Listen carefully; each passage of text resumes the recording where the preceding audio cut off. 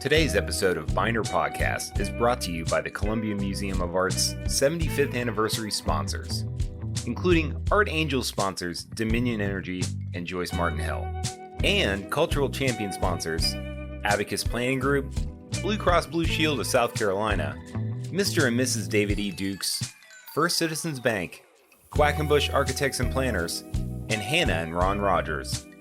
Thanks to them and all of the CMA sponsors for supporting us on our 75th anniversary year. Let's start the show. I'm Michael Neumeister, Senior Curator at the Columbia Museum of Art.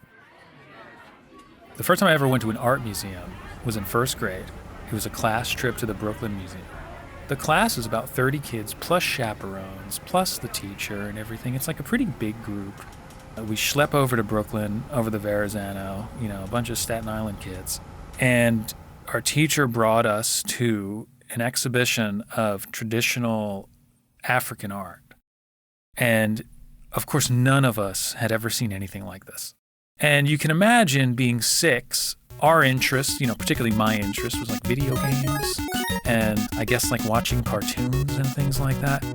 So we have these really sort of static objects, a lot of cases, and it just kind of felt so strange and peculiar to everything that we had experienced in our short lives until that point.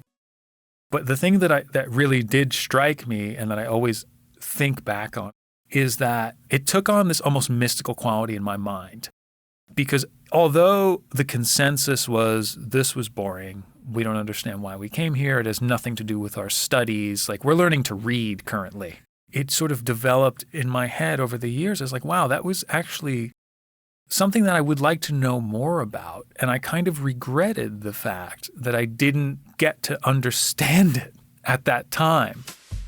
I graduated from college, obviously many years later, and I found myself on my own accord going to art museums and becoming really interested. And actually not only art museum, I was going to the Museum of Natural History, I was going to sort of all sorts of museums, because I always had an interest in learning more, and I had an interest in culture. And I guess at a certain point it all started to stick in my head and click in my mind in a different way. That's the really interesting thing about museums, and I think art in general, is that you come to it when you're ready.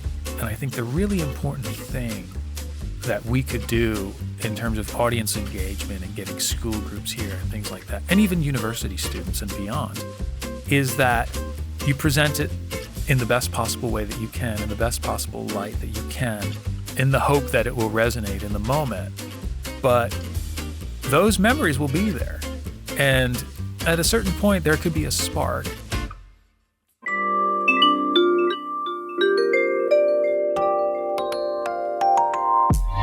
You're listening to Binder. I'm your host, Ray McManus.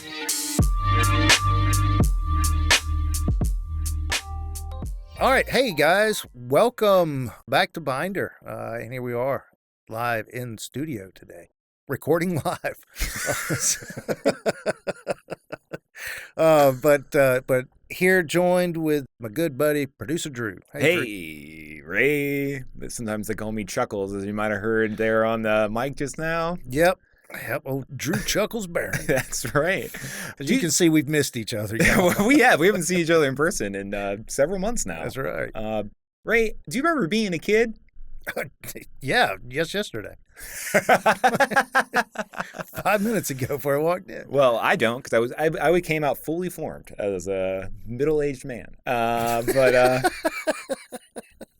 you've been in the arts. I know you really got into poetry and writing later on. It was in college, right? But do you have any early memories of going to an art museum or having to interact with art in any way? Or is this something that you really didn't interact with before? Really didn't interact with it at all. Just because I was a product where I grew up. I mean, very rural Lexington County. So if you were moved by something, it typically would be, the landscape at a particular time of day or something. The field trips that we would go on to, if it were to a museum, would be more of an interactive type of museum, I think. I remember going to a place, I think up near Charlotte or something, where, you'd plug things in and make electricity form and stuff, which I guess was fun because you could touch things and make things happen. But I think the first time I'd ever gone into an art museum was in ninth grade, our civics class went to Washington, D.C., and I went into the new Museum of Modern Art there. I don't know what drew me into it, honestly. I have no idea why I even went into the place. But it was quiet. It was cool. It was a funky layout. There was all these wild pieces of art in there, and they had these really nice benches. And so I was just kind of sitting there and really enjoying the moment by myself, looking at the work, thinking. But I was probably asked maybe 3 different times by somebody asking if they could help me. Now, on the surface, I might say, oh, well, that was really nice.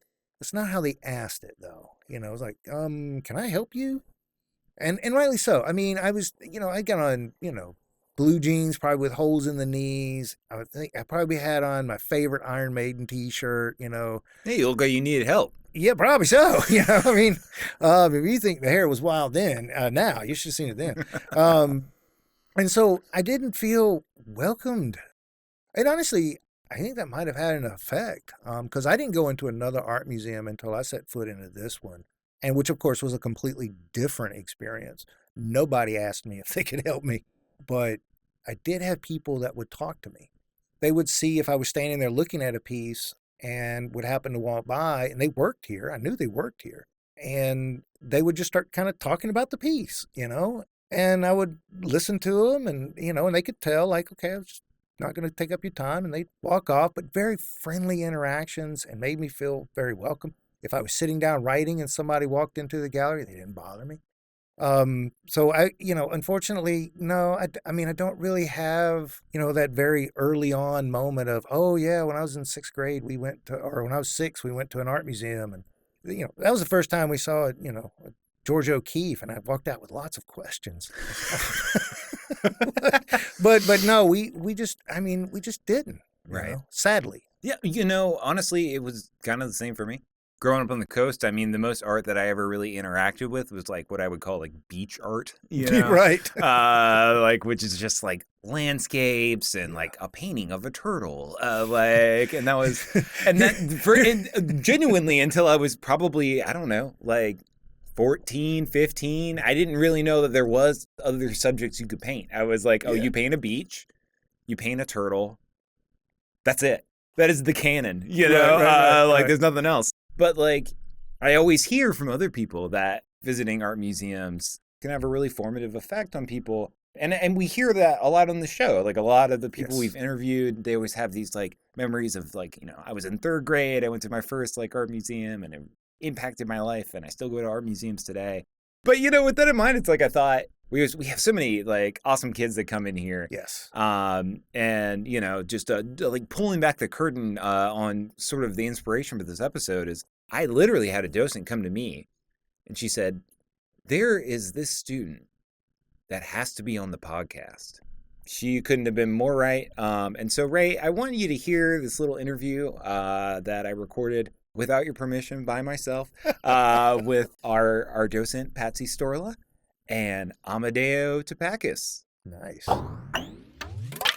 I'm here with 2 very special guests right now. We have CMA docent Patsy Storla and 5th grader and art enthusiast Amadeo Topakas.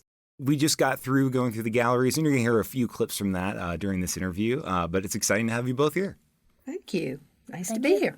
Now, Patsy, you originally came to me and said, I have a great student that should be on this podcast. So can you tell me a little bit about what impressed you so much about him the first time? Okay. Certainly. When I met Amadeo with a group that came from his school, it was so nice to have a chance to talk with him. We were talking about ancient Greek art then. And I knew right away that I had someone that had had a broader experience with art, and I always like to plug into that. And as we went through our tour, we had just a chance to have a good talk, and I like his point of view. But these are all by one artist named Sam Gilliam, who actually grew up in Kentucky, even though he was born, he's a little bit older than I am, but he went to a group called the Washington Color School, so he loves color. And that's what we're going to look at today. We're just going to chat about, let's look at a few and see what you like the best, and we'll talk about it. Amadeo, now you're 10 years old, right? Yes. So how did you become so well versed in art? Because I noticed this during our gallery interview too. You had some very insightful things to say. So what got you interested in art? I know you do a little bit about yourself, so tell me a little bit about that. When I was in Canada, I was like 5 or 6. I really loved just drawing on paper and just sketching down a lot of my thoughts. Then when we moved here, I had some cousins. They studied in art, so I got some inspiration from them, and I practice, but it's not that I just practice. It's it's for fun. It's not like I'm doing it to impress anybody. It's just to get my feelings out, and it's almost like impressing myself when I get a new idea. It's not like I want to show it to a bunch of crowds. It's just I want to make something cool that I can appreciate myself. I think my favorite yet is that. Tell me why you like this one so much. It almost seems like falling cubes. It's almost I really liked how there's color there, but it's almost clear, no color at all, but was small. I don't know, it's just something with that looks almost like a wonderland it's almost like there's a slide and all the blocks are falling down. Yeah. Maybe it's at the movie theaters where all the ice fills into the cup and the water shoots up. You're right. It looks like that's maybe a view of looking through the cup, watching the ice coming down. Clunk, clunk, clunk. You can almost put sound effects with it, can't you? Yeah. If I can add something, I really feel that art is a second language for Amadeo. He's very comfortable talking with it, and he uses that to say who he is. And quite often, because generationally we're very different, he just plugs right into something I might say, but you say it in a whole different vernacular. Amadeo, have you seen work like this before, like Sam Gilliam's work? Yes, it's almost like somebody makes something very crazy and big that's say a realistic, I don't know, woman holding a plant. And it goes so big, say in France, everybody loves it. But then they're this is not really my thing, so I'm just gonna make something just with some paint splatters and nice threads and just something different, expressing my feelings in something they can depict instead of something so obvious everybody knows it's there. And Amadeo has just given us a great description of what abstract art is. That's abstraction, when you take the realistic image and make it look like something else. When I was younger, I thought of abstract art kind of maybe a little crazy, but now I'm thinking it's kind of awesome because it's I used to be why is this so awesome of a piece of art if it just splatters? Even though you might think it's just some splats on a piece of paper, that's not what the artist thought at all. That was that they were imagining something that could have been water, that could have been so many different things. They didn't say it though. It's not like they wrote it down or they it wasn't it was an obvious water pouring out of a glass. It was them wanting the people themselves to figure it out. I liked that one, but this one drew me over because... Let's talk about this one then. Tell me about this one and what... I agree it catches my eye, but what do you like about it? I think it gives off so if a book is closed and it's opened and it's so do you know in some books they won't show any pictures, but then they'll open it up and there's a map. Yeah, so it's very interesting. There are a lot of elements in that. Over here, I just wonder why he put that dark blue right there. Isn't that true? It's just like the one so he has a white The first triangle. one we looked at. Just yellow like that triangle. yellow. Why did he put the purple there? Just what was his point there? It seems like no point, but there must be something. That's it. And what was it? That's our fun to figure it out. Dude, where did he get that vocabulary? I do not know. It's just really kind of blows my mind. As we've said many times, anyone could have an interesting opinion about art, right? Sure. I might have told this story on the podcast before. I can't remember if I have or not. But I had this little job shadow one day. Actually, a little job shadow sounds disparaging. He was a younger person who was shadowing me. He was in 4th grade. So I was like, well, let me take you into the galleries and let's just talk about the work. And, I'm not a trained arts educator, but I've talked to Glenna enough to know you just ask questions. That's the key. So we go to the Botticelli fresco, the nativity scene. He's looking at it and I'm like, well, is there anything that's sticking out to you? And he just starts like laughing to himself. I'm like, what? And he goes, did that baby fall on a porcupine? And he's like pointing at the baby Jesus, and it's just like all of these like light rays, you know? And he's just like, it looks like he fell into a porcupine. When they have that kind of interaction, you know, you want to give them the technical reason, like, you know, you like almost like you think to yourself, like, if I don't, they're going to go around for the rest of their lives thinking that this is porcupine baby. Of course not. They will find that out on their own.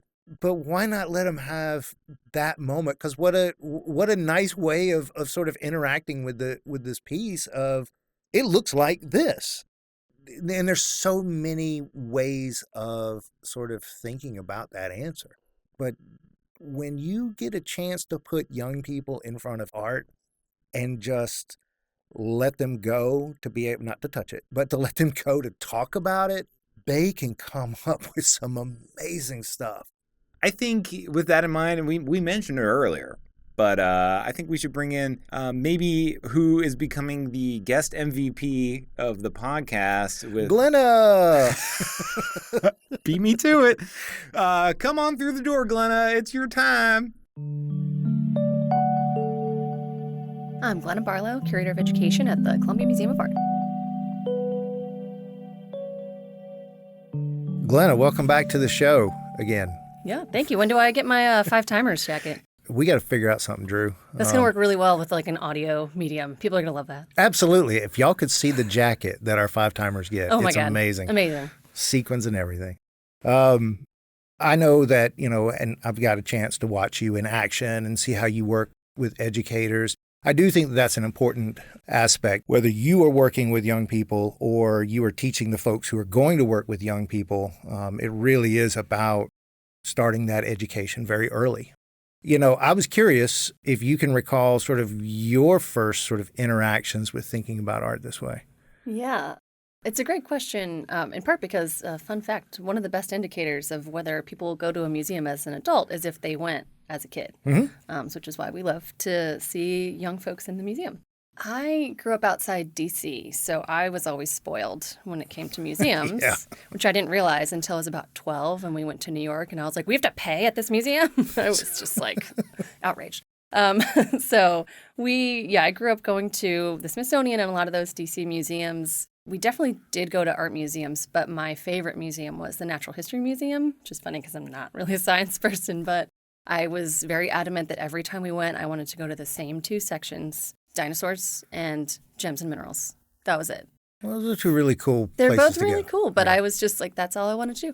We definitely went to other museums, though. It's just funny that that was my entry point as a kid. So I think the point is, just find something that interests whatever your kids are into. Just let them explore that. But we definitely went to art museums as well. And this story is probably apocryphal at this point, but we went to the National Gallery and went to this Impressionism show, big show in the National Gallery's West Building, went through all the galleries. And at the very end, I came out and I said, why were all the cows blurry? So that was my takeaway from this whole exhibition. And that's probably my first memory at an art museum. And I've, of course, made many since, but that was always the story. So really your way in, though, was the question. Mm-hmm. Which is an important question when it comes to Impressionism. That's kind of the central point, right? But I think we've reached a day and age where simply asking the question somehow opens you up to a certain vulnerability, right? Like, I'm asking a question because I don't know something. If I don't know something, I must be dumb. I don't know anything about art, therefore I'm dumb when it comes to art. Therefore, I don't want to know anything about art, right? Mm-hmm. I mean, it sort of cascades into the wrong direction, whereas simply asking the question, not even realizing that you're not asking the question so much because you don't know. You're asking the question really because you want to explore it deeper. Mm-hmm. We just don't articulate it that way, or we don't subconsciously, we're not realizing that that's the reason why we're really asking. Mm-hmm. When you have groups in, whether they're the young audience or whether they are the teachers that will go out and then bring students in, what more are we talking about here besides just educating them on how to look at art a different way or how to think about art a different way or even understand even some of the history behind some of the things that they're looking at? They're not going to be necessarily artists. They're not necessarily going to grow into college students that are going to study art history or be docents at museums. Mm-hmm. So there's got to be a larger upshot, right? Yeah. Yeah, when people talk about arts education a lot, sometimes the thing that people bemoan if arts funding is getting cut is, what if we lose the next Picasso? And first of all, why is it always Picasso? I know, right? Enough. But that's not really the point, though, right? Yes, that would be a shame. I think we'd all agree. But the point of having art classes, the point of going to art museums is not necessarily that someone is going to become an artist. In the same way that taking a music class doesn't mean that everyone in the class is going to become a professional musician. Right. It's because it's a way to teach you other skills, right? It's the same thing with, sports. There's lots of parallels. But we want people to be open to looking at things, really looking at them from a new perspective. So a lot of what we're teaching is the tools to be able to look at something or to solve a problem, really. And sometimes the problem that we're solving in this context is, what was this object for? Or what's going on with this very complicated image? Yeah. I don't know what this one is. Yeah. What does it remind you of? Do you see any shapes that seem like they remind you of something? So that one looks like a sea, and that one is like a purple rainbow. Oh yeah, this one's like a big arc from side to side, so it does look like a rainbow, I think. Yeah. But you're right, it's just kind of one or two colors. And then that's half of the circle, and then that's another half circle. Oh, and it just kind of keeps going. Yes. Yeah. What about up here? What do these shapes remind you of? A little dragon costume, the thing that the people put their heads in, and then they just walk around. That looks like cool. one of those. What did you see that made you say that? I don't know. I think I just saw the design, and it looks familiar. In the instance of design, I like to say that design is art that solves a problem. So it's thinking about, okay, what was the purpose of this? Why was it created? And why was it created like this, in this way? So that's what we're doing. If you learn something about art, if you remember a fact that you take with you, that's great. But really what we want to give students and anyone who comes in is the tools to be able to look closely and think deeply about what it is they're looking at. And, in a really increasingly visual world that is just more and more important every day. So basically art is really the vehicle, but the mission really is about teaching them those soft skills. And I can relate to that. I mean, I think in all the years that I've done poetry workshops or worked with the Tri-District Arts Consortium, there's always been a parent that's asked, why should I let my son or daughter do creative writing? It's not like you can get a job being a poet or anything. And I'm like, you're right, you don't. You're not going to find where you can put in an application for, job for poet. But they're kind of taken aback when I tell them, well, what does your son or daughter want to do? And they really love computer science. I'm like, poetry would be great for them. And it's the problem solving that they're going to learn. Mm-hmm. It's that critical thinking that they're going to need to have in order to just access the world around them. And I love that, teaching them how to dig deeper than just what they see on the surface. What about the colors here? What do these make you think of? They make me think of the sunrise. So sunset, nighttime, and then the sunrise. Yeah, I love that because there's these bright oranges and yellows. Yeah, I think these are all the daytime stuff. So we have the sunset, nighttime, and then the sunrise. I love that. I think that makes a lot of sense to me. So using arts as a way in to understand things deeper or to understand more difficult concepts, I think is something we can all kind of wrap our head around. But you do it so naturally. But I'm assuming there is not some magic rock you rubbed and it gave you these special powers, or that, right? And if so, can we find this rock? So what kind of path led you into that sort of understanding or wanting to take on this greater mission? Well, I think you're right. Art is a great way in for anyone, really. And what drew me to art, I think, is the same thing that drew me to education, is that they're both multidisciplinary and they're just inherently about lots of other things. If you want to understand art, you have to understand a little bit about music and a little bit about literature and history, and it brings all these things together. And I like that art is an entry point for that because I'm interested in learning about all kinds of things. And that's why art is such a good way in for people. It kind of levels the playing field, I think. Assuming you are sighted, which many of our visitors are, we can We've talked about those who are not sighted. That's a different conversation. But assuming your students are all sighted, it does level the playing field. So art is this really complex tool that you can use. These are rich images and objects that, chances are you'll find something that will draw you in, whether it's you love it, you hate it, you're confused by it. There's this one part that you have a question about. There's art that's complex enough and there's so much of it and so many varied kinds of it that there is something for everyone. And if you find the right image, it can give you this kind of baseline for a really rich conversation without having to know anything about it. You don't really need any prior knowledge to just dive into an image and try to figure out what's happening and use those critical thinking skills to figure out what it is that's going on. There was a time when I used to worry that I was going to have to constantly combat the feeling, sort of this apathy that some people may have when thinking about a complex image or structure, because it's so wide open and there's so many areas and avenues to explore, and there is something for everybody. Whereas some people were like, can you just tell me what, the answer is so that I can move on? And it turns out what I found with younger people especially, they're not interested in that aspect. They love the fact that they're going into a place that is just wide open. Their imaginations can just explode all over the place. They seem to be very respectful and for the most part, as much as a little kid can be, with their peer thinking about something totally different or having a question about something that they can see what they think. And sometimes some people are not in tune or have the experience of how to encourage that, because it starts to become kind of a free-for-all discussion on everything that's happening. But you work with so many different age groups.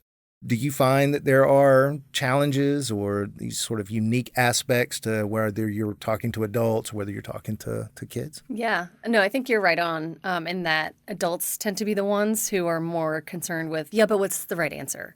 I just want you to tell me what the right thing is. And I think that's just how we've been conditioned to learn things over the course of, formal education.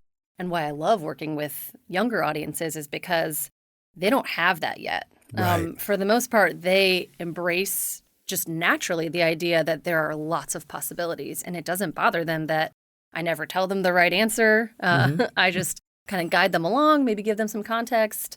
And I do that more for adults, because they want some of those facts. I want to be able to connect it to their prior experience and their knowledge. So I'll give them a little more context. But it is a little hard. You have to work a little harder to get them to come out of their shells and, answer questions and offer up ideas because, again, they've just been conditioned to be worried about being wrong or saying the wrong thing or showing their ignorance or whatever those hangups might be. And kids just don't have that.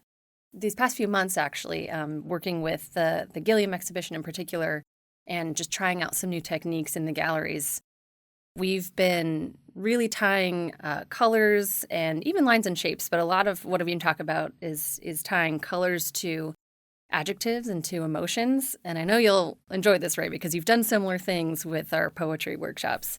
But we'll give kids like a word, confused or bored or anxious, and we ask them to pick a piece that fits that or even just a color that embodies that to them. Can you find one that looks like it's just super happy and joyful? Yeah, I found one. Okay.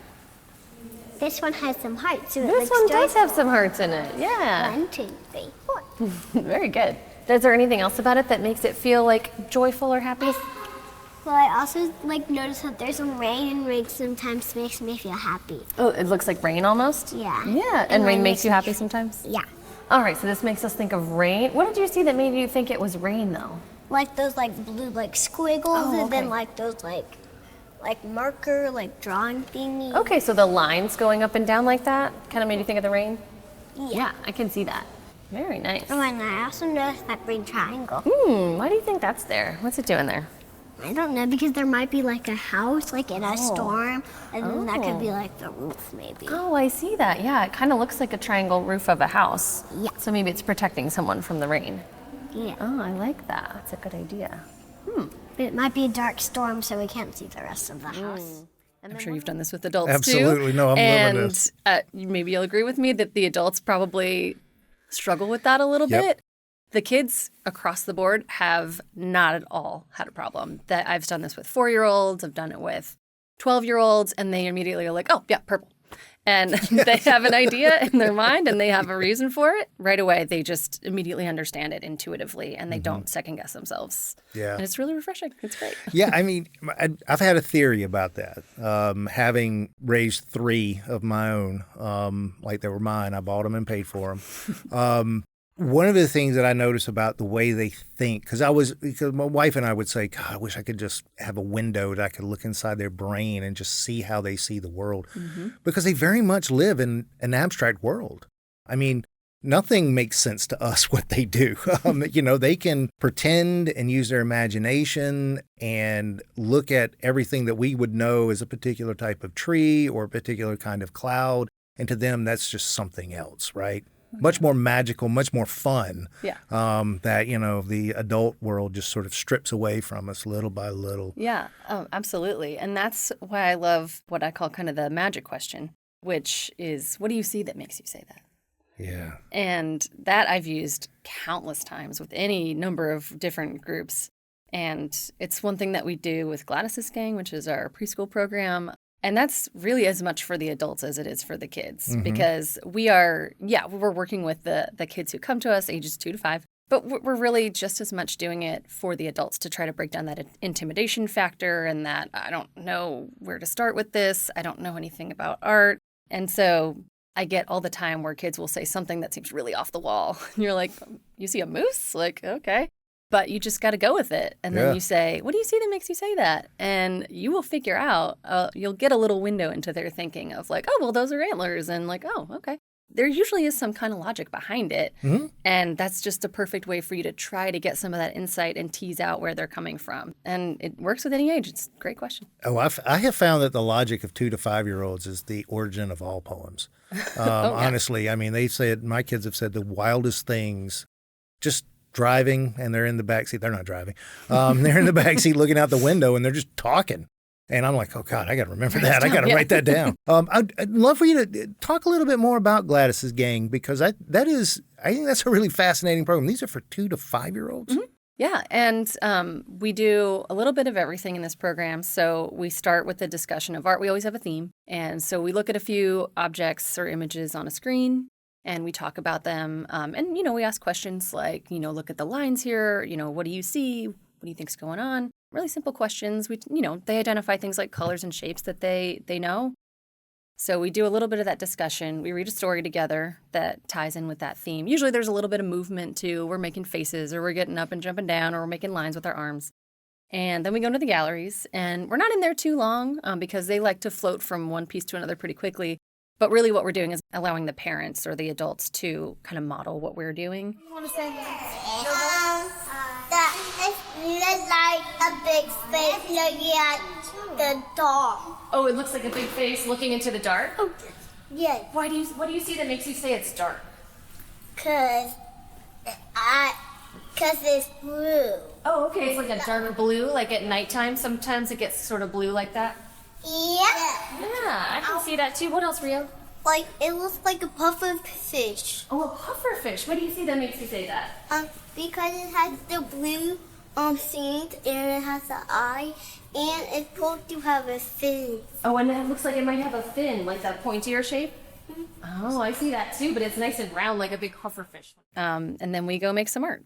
We do a simple hands-on activity that's usually something they can replicate at home. So we don't tend to use super fancy materials. We try to show you how you can do this at home with cotton balls or tinfoil or watered down glue. We just try to give them the tools to create something that's really much more about the process and their exploration than it is, making a masterpiece in 20 minutes.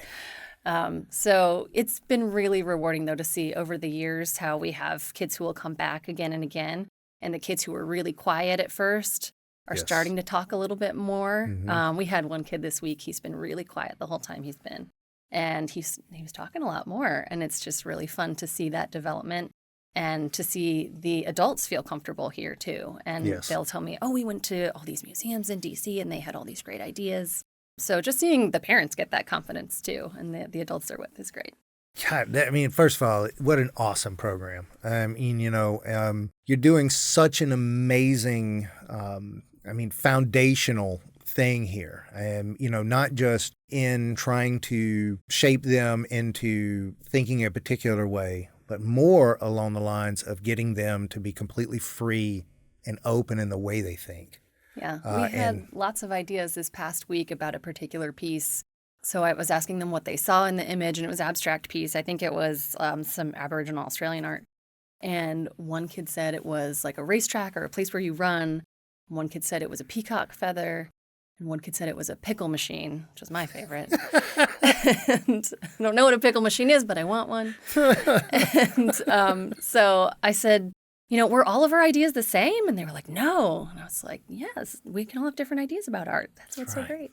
Well, you remember, that was always the thing, too. Like, I remember early on watching Sesame Street. And everybody was unique and everybody was special and everybody can think their own thing. And then you get in like middle school and then suddenly it's like, nope, everybody's got to wear this shirt and everybody's got to wear these pants. Right. And then high school got worse. But, hopefully continuing to do that and seeing them coming back and seeing them grow and develop through that, we slowly but surely get back into that true essence of self-expression, which begins with individual and independent thought. That is grounded, of course, in things that there is some logic behind or that there is something factual behind. You were just talking a little bit about some of the things that students say. So what was probably the wildest thing that you can recall? Oh, man. There's a few that stick out. There was one piece, it's a Renaissance piece in our collection, and one of the little kids during our preschool program said, oh, I see snails. There's snails. And we're like, where are the snails? So we're like looking all around. We don't see these snails. And then, we asked that question, what do you see that makes you say that? And eventually we realized that the snails are the clouds in the sky. And they have this curly Q shape. Yeah. And they do look like snails. So that's where you see that logic, right? Yeah. They maybe didn't recognize those as clouds because they're very weird and stylized. But they know what a snail is. And they have that reference point. So we'd still call it the snail painting. But just the other day, I was on a family tour, leading a family tour, and there was a kid who was probably about 6. And we were just chatting after the tour because he was clearly still really into it. So we were looking at one of our Gilliam pieces, that really big Cape 2 piece that's in our collection. And he said, it looks like when it rains and it's sunny at the same time. And I was like, ooh, that's good. That's really poignant. I'm gonna think about this piece differently now. And there was another one during Gladys's gang just this past week where one of the kids said, oh, this one looks like monsters exploding into confetti. Nice. So I'm not going to tell you which one that is. So if you are here at the museum, come back, check out the Gilliam show again. Maybe you can figure out which one that was, or maybe it'll be a different one for you. Glenna Barlow is the Curator of Education here at the Columbia Museum of Art. In 2020, she was named the South Carolina Museum Educator of the Year by the South Carolina Art Education Association. In addition to programs like Gladys's Gang, she also develops scripts and trains the docent corps for public and school tours, facilitates educator training programs, and so much more. So come on by the museum and see her handiwork for yourself.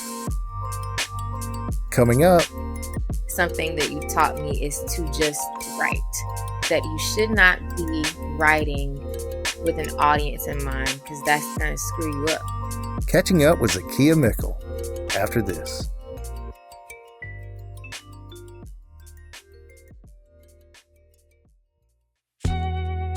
Hey y'all, producer Drew here. Longtime listeners of this podcast have likely heard me go on and on about CMA memberships and all its benefits. But today I'm just going to talk to you one-on-one, or, one-on-two, one-on-three, however many people are listening with you. That's besides the point. What I wanted to do really quick was give you a reason why I genuinely think now is one of the best times to consider becoming a member to the museum. At the end of September, we'll be opening Keith Haring Radiant Vision. So here's the deal. This guy's work is iconic. If I say Haring and you don't know what I'm talking about, just go ahead and pull out your phone. I'm sure you'll listen to this on there anyway. And I want you to do a quick image search for his work. I'm fairly certain you're going to recognize it, and I have a gut feeling you're going to get excited too. So this exhibition has 250 original works in it. Let that number sink in for a second. 250. That's a lot. With that in mind, I feel like this is going to be one of those exhibitions you're going to want to see more than once so you can really take it all in. And with a membership, you can come as many times as you want. In January 2026, we're going to be reopening the CMA collection with a totally new installation.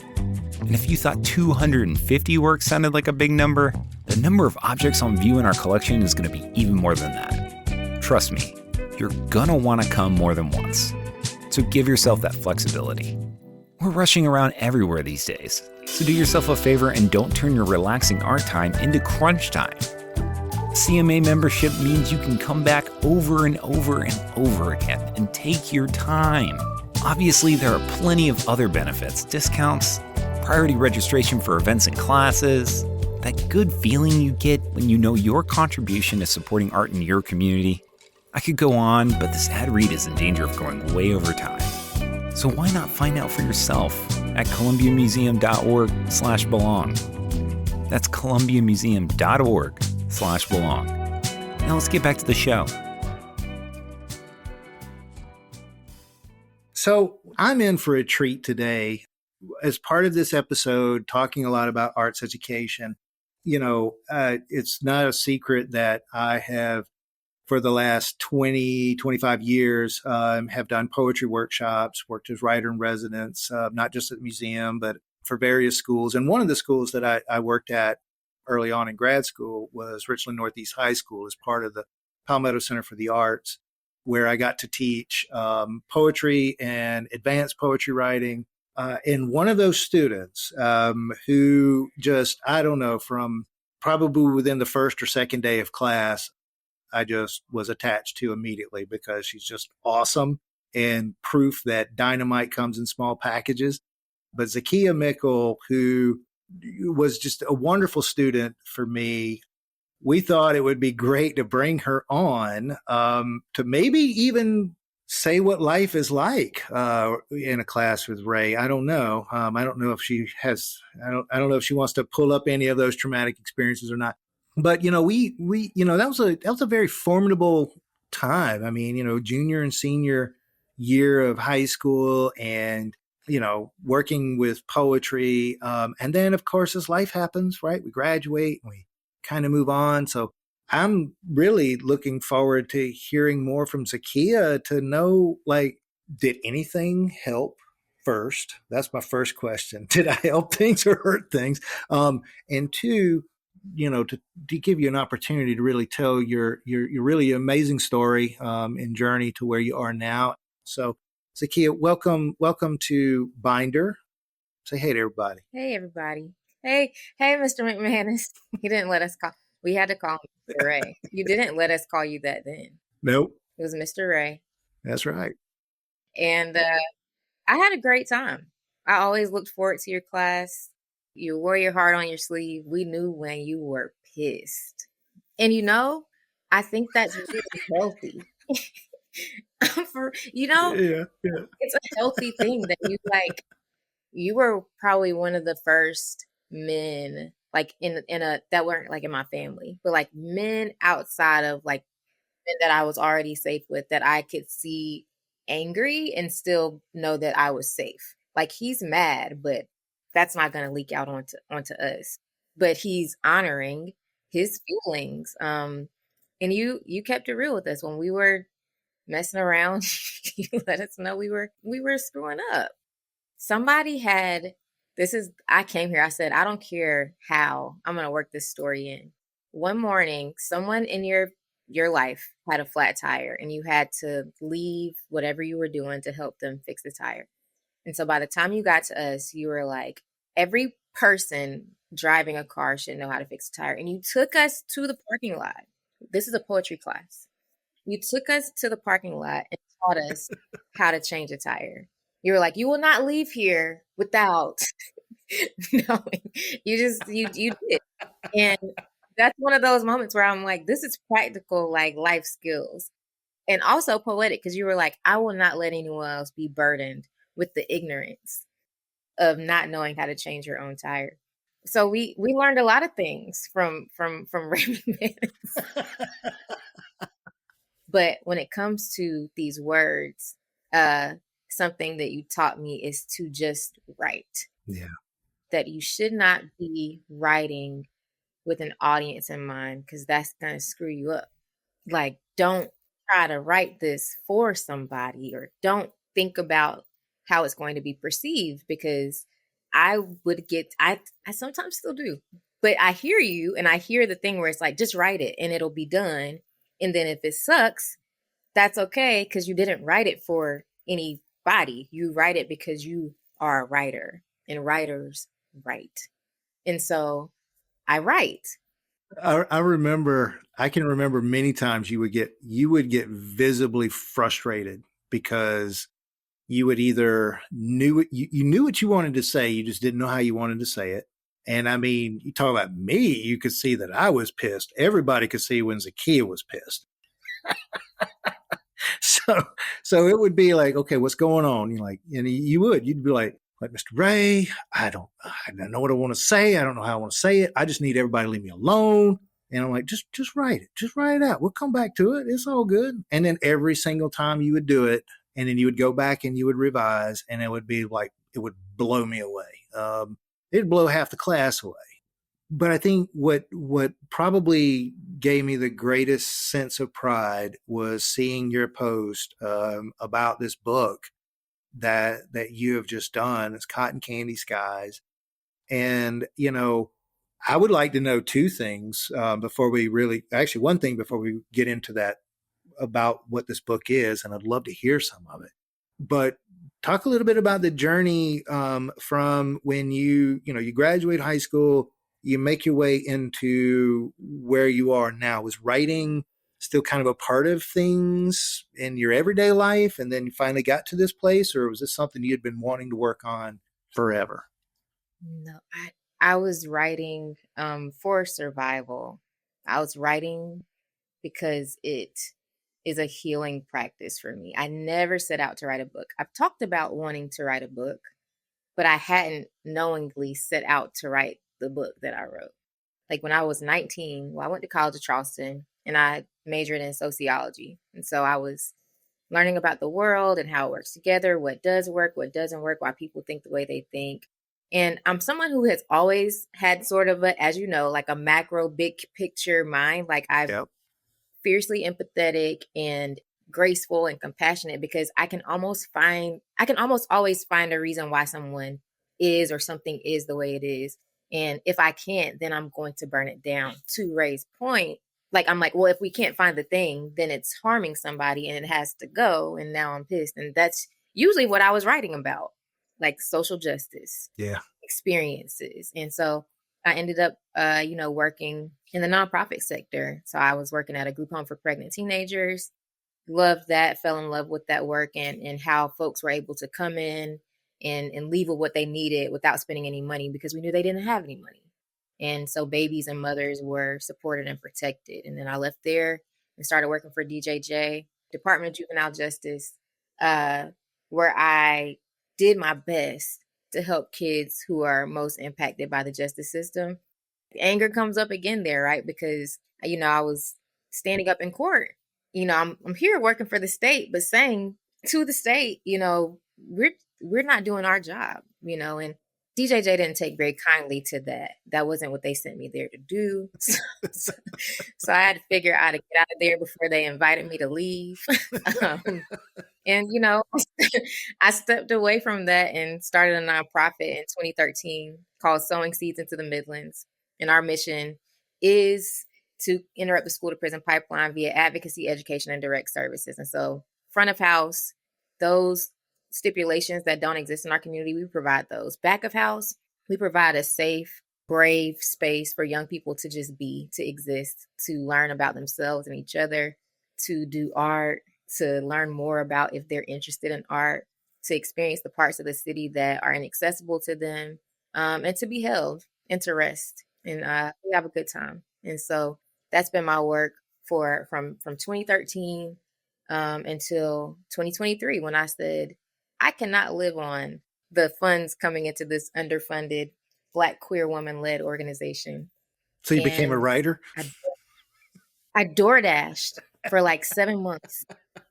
And it was the most peace I've had in my entire life. And I will tell anyone who will listen that if I could live on it, I would still be doing it.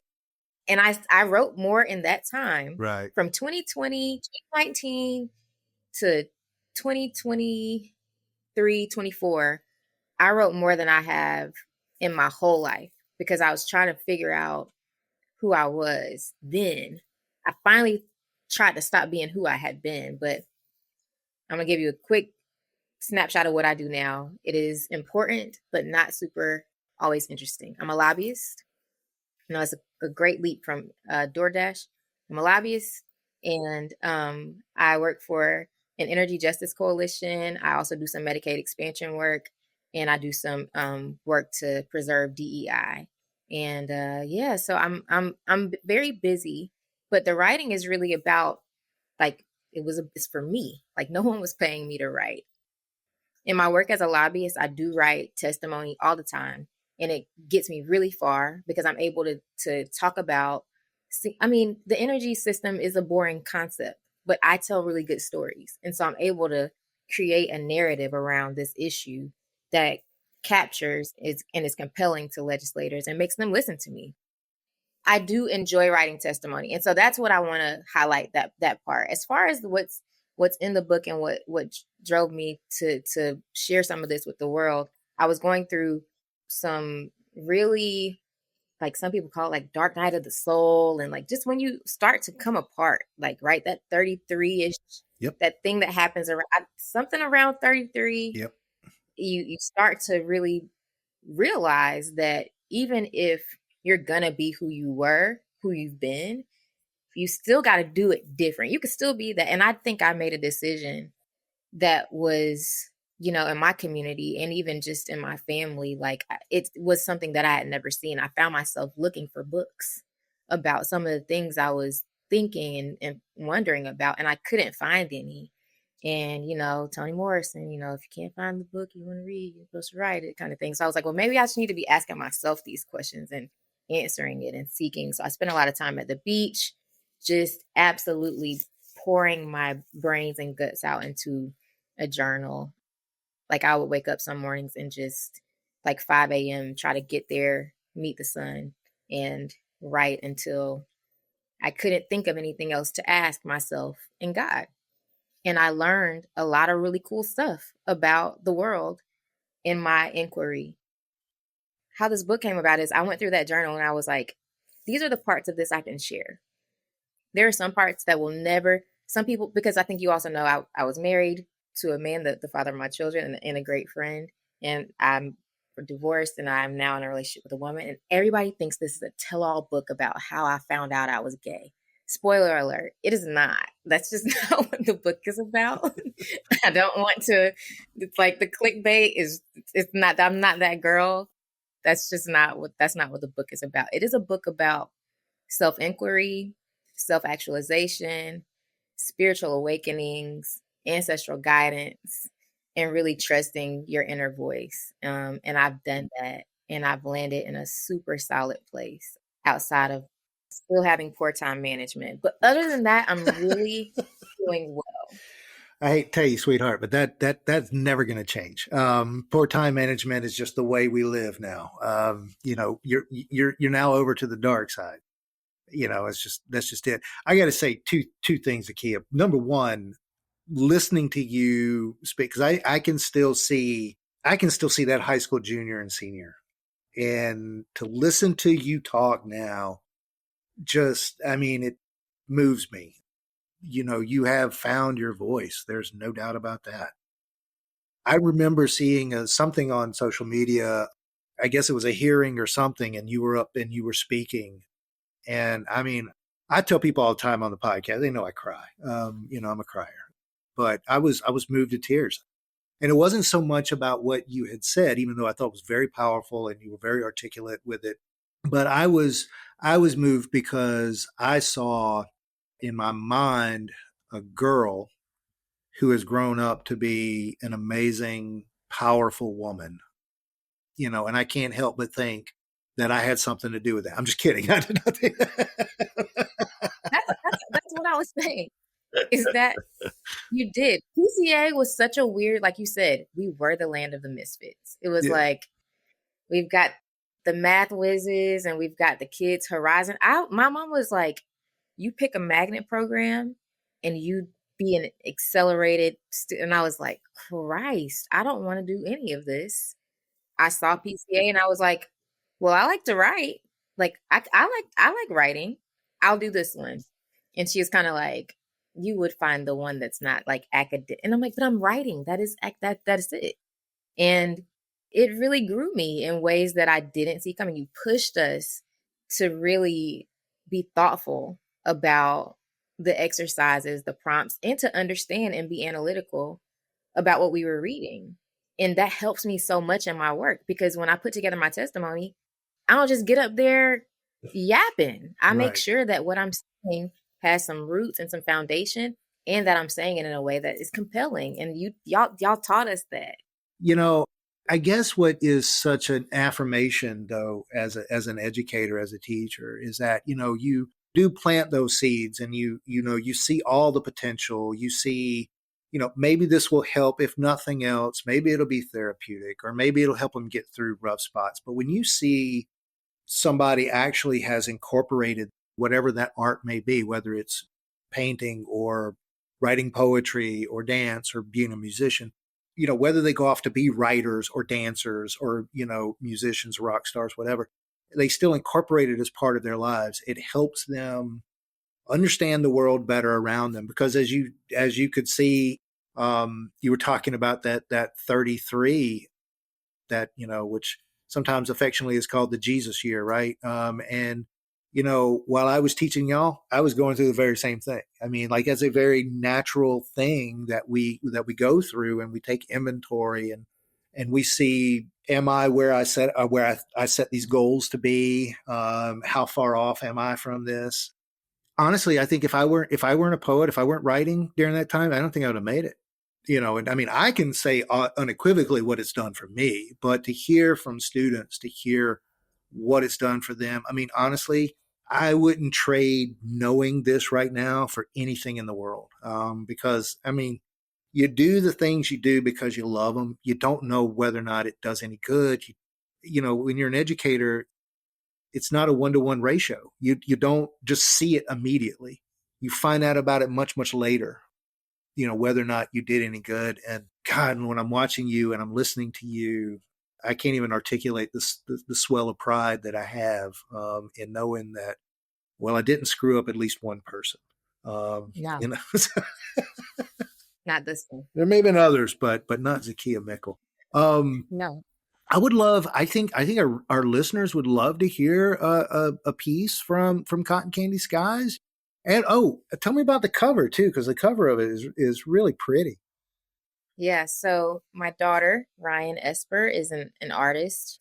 I think she did this on Procreate. So she made the clouds and the background, and this is probably the third version of it she gave me because she wanted to get it right. And so it wraps around to the back of the book. And it's just really special to me because I've told her since she was, you know, I remember her being like 4 at, you know, that little Tykes easel, just absolutely splattering paint through my living room. And I'm like telling myself, I'm like, you have to let her, or you have to take her outside. You don't want to take her outside, so you gotta let her. Yeah. Like, you have to let her do this because this is art.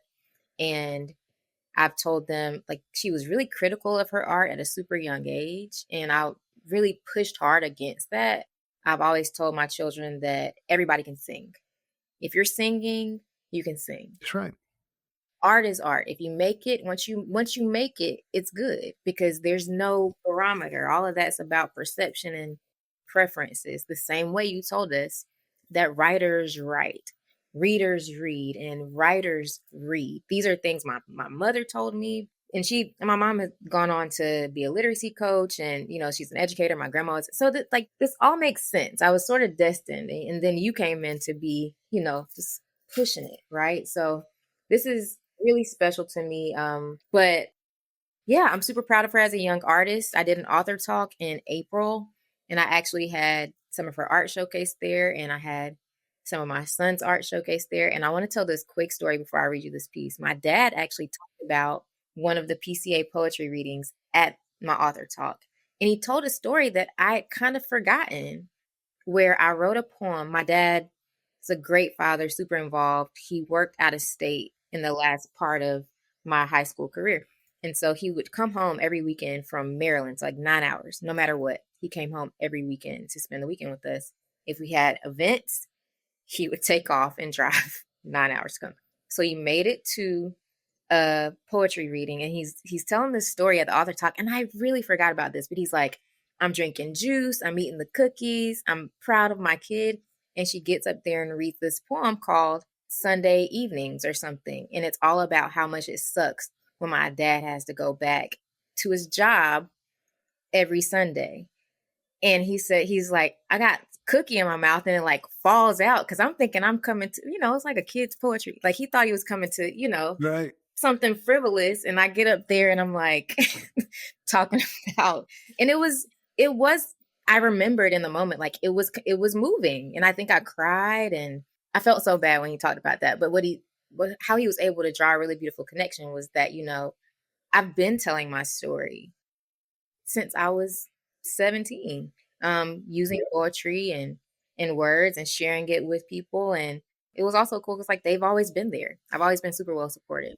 And so a couple of these poems, and this might be a little lazy, but 2 of the poems in the book are called No Title. One of them is on all caps. One of them isn't. That's it. I couldn't figure it out. I would give you a little hell for that, but I know. And here's the beauty in being 38. That's right. You ain't gotta listen to me. Next round, I'll send you the copy before it comes out, and you can help me because I was just like, I was so through with it. I just wanted to share it. So this one is lowercase, no title. I see God in everything. I mean, everywhere. In every drop of water I drink, in the ringlets in my daughter's hair. Not searching, not seeking, just being aware. Have you ever seen a church mother's hands, skin with valleys so deep? Hiding her fervent prayers, God lives even there. In the cracks and in crevices, places we'd never think to look. Not hiding, just waiting for us to look beyond the good book. Don't get me wrong, I believe she's there too. That's where I first met her, napping on wooden pews. Even in my son's laugh, from way deep down, as he gasps for air and throws his head back, there's no question if God's around. In the cotton candy skies, looks like God pulled off a piece, shared it with the angels as they guard the world beneath. And when I get really quiet, sit and breathe deep, God meets me in my stillness, bestows healing as I sleep. Meets me in my sadness, even in my desperation, reminding me to be the light in all the dark places. With me, around me, through me, in me. God is in everything. I mean, everywhere. We don't have to search or seek, just be aware. And that one really comforted me, No, it was nice. Thanks. I would, if you were in my class, I would have been like, Zakiya, I love how you're playing with rhyme, Yep. Because at first I hated it. I was like, I just want to, and you were like, it's okay to rhyme sometimes. It is. And I was like, I thought it was corny.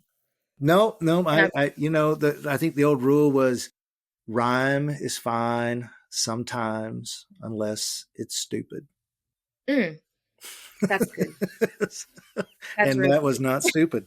No, I think that was beautiful. Thank you. And that was lowercase, no title. Lowercase, no title. Lowercase, no title. Another thing I want to share about this book is it really is such a huge part of my liberation journey, like trying to decolonize my work and my thought process, because I can be such an overthinker, but it's usually not about what other people care about. I will think so long about something that no one will ever notice. And when I was dragging myself over that title, which also the original title of this book was not Cotton Candy Skies. It was called The Journey to She. Okay. And The Journey to She is all about my evolution from who I was to who I decided I wanted to be. Because that whole weird 33 to 30 whatever, it was really about me realizing that not only did I not know who I was, I didn't really want to be who I was anymore. And no shade to the person I was. She was great. I just didn't want to be her anymore. And so I come from a community that's always talking about affirmations. And I was like, I'm a writer. I should be able to write affirmations. And I really struggled with writing, I am anything.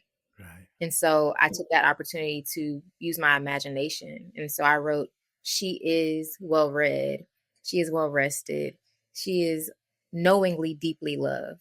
And then I made it a personal exercise to become she. And so this journal was about my journey becoming she. But I'm learning that that's a larger umbrella of offerings. And Cotton Candy Skies is one of the books. So we have some plans for some really cool stuff, some film, some exhibitions that I want to share, not just about my life, but about my family. Sure. I have a dynamic story, and I didn't realize that until I became she. I have had a life many others haven't been lucky enough to have. I really have a great life and a great community, and I want to tell those stories. So Journey to She is the umbrella where Cotton Candy Skies lives. And I'm glad I got to share some of that with you. Me too. I mean, I think, you using writing to not just make sense of the world around you, but to make sense of yourself, I think is at its essence, it is the most intimate and organic experience we can have with ourselves and art. I mean, it isn't about anybody else. It's about you, the writer, the artist, the musician. But where it goes from there is ultimately into the ears and into the hearts of other people.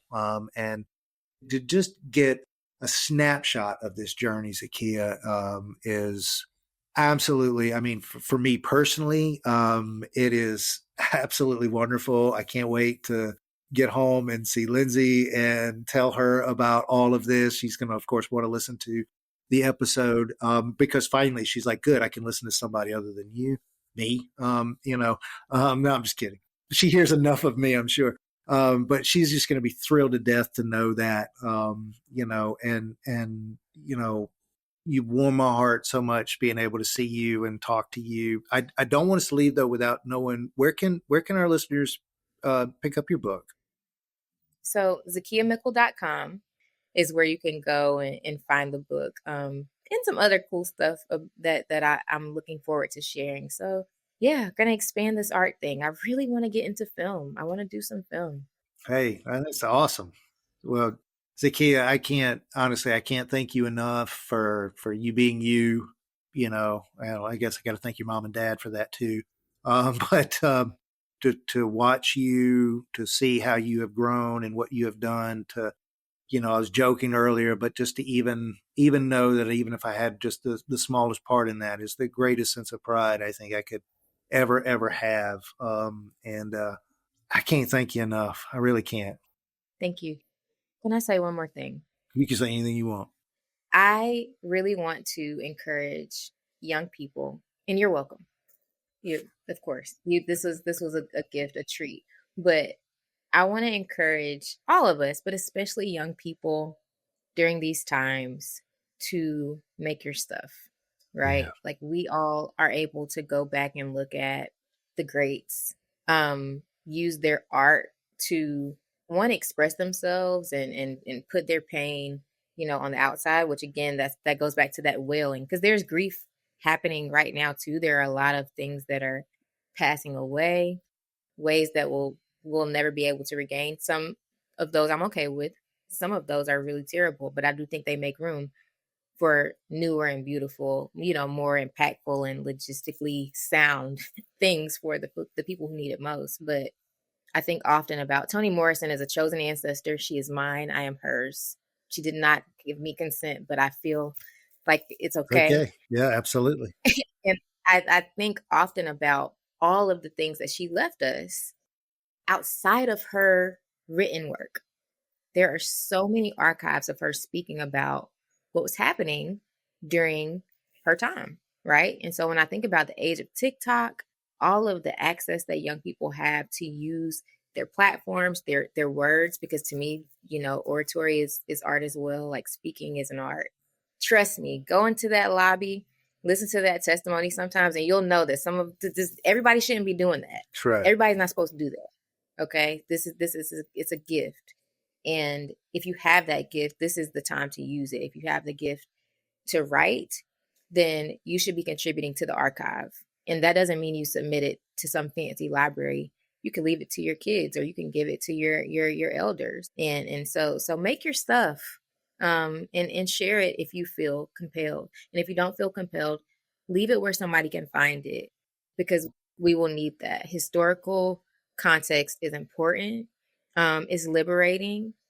It's therapeutic, and people got to make their stuff. Zakiya Mickle is a speaker, writer, advocate, and the founder of the nonprofit Sowing Seeds into the Midlands. She also used to be my student. Her first book, Cotton Candy Skies, published by Journey to She, is available now, and you can learn more about everything she does at her website, zakiyamickle.com. You know, I can't help but think, like, what would have happened had I not been turned on to art, and more specifically poetry, early on, or whenever it was. Because all I ever really worked was manual labor jobs. That was really all I could see myself doing. And I enjoyed work in the sense that there was, you know, a sense of completion, you know, but I never enjoyed that kind of work. And honestly, I think I would have wandered aimlessly. I think it was through art, through writing, through reading, that helped me find my purpose. Ray McManus needs to have a purpose for good. And art and poetry did that for me. That's why it's always been my mission. When I started Split Pea Soup, I didn't start it because I was looking for an opportunity to teach poetry, and there wasn't really that much opportunity in the university. I didn't realize that until after I'd already started it. I started it only because I wanted high school kids to have an opportunity that I did not have. You know, what would have happened had a poet come into my school when I was a 10th grader or 11th grader or even a senior and got me to do some really wild exercises, and I shared those pieces that I wrote, and to get that affirmation from my peers and from my teachers could have probably set me on that trajectory much, much sooner. And, you know, that's why when I hear about things like what the museum and the programs that the museum have, when I hear Glenna talk about the things that she does, it's emotional for me, because I know all too well the transformative power that the arts have on a human being, on an individual. And so all I've ever really wanted to do was to pay that forward, and give young people the same opportunity. And that's all we can do for our young people, is give them an opportunity. And why not do it through the arts? It's safe, it's beautiful, it's fun, and my God, they're going to learn so much more than what they're going to see just on that wall or what they're going to read out of that book.